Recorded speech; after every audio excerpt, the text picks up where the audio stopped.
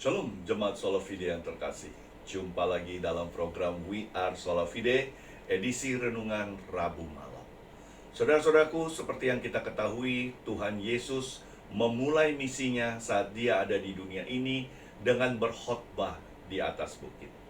Salah satu dari khotbahnya, Tuhan Yesus mengajak para pendengarnya saat itu untuk menjadi terang dunia.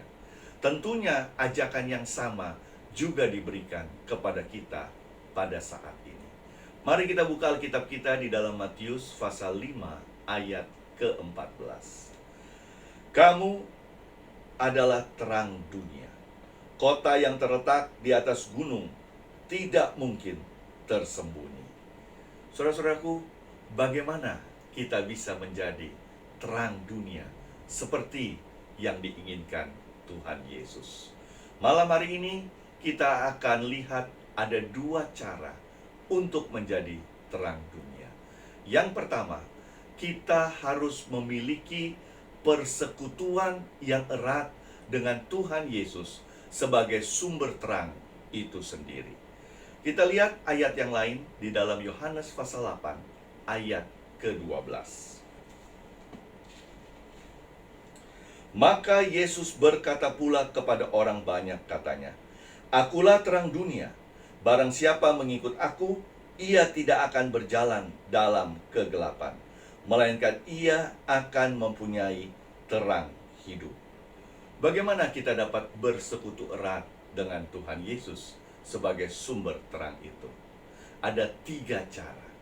Yang pertama, kita bertekun di dalam doa, kita bertekun di dalam mempelajari Alkitab, dan kita memiliki pengalaman pribadi bersama Tuhan Yesus. Seandainya kita tidak memiliki hubungan yang erat dengan Tuhan Yesus, bagaimana kita bisa menerangi orang-orang sekitar kita, sedangkan kehidupan kita jauh dari sumber terang itu sendiri? Cara yang kedua adalah memantulkan tabiat Yesus. Kita lihat lagi di dalam Matius pasal 5, tapi kali ini di ayat yang ke-16.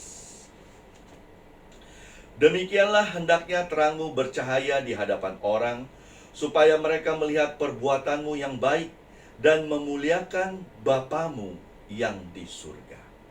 Saudara-saudaraku, Charles Swindoll, dia adalah seorang pendeta dan pendiri Insight for Living di Amerika Serikat. Charles Swindoll mengatakan, terang itu tidak bersuara, tetapi memberi arah dan menarik perhatian. Ya, memang benar. Terang itu tidak memiliki suara, tetapi orang di dalam kegelapan akan dapat dituntun, dan tentunya banyak orang akan melihat terang itu di dalam kehidupan mereka.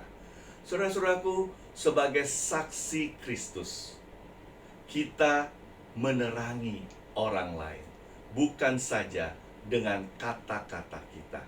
Memantulkan tabiat Kristus tidak cukup bersimpati saja dengan kesusahan sesama, tetapi memantulkan tabiat Kristus artinya melakukan tindakan untuk menolong sesama.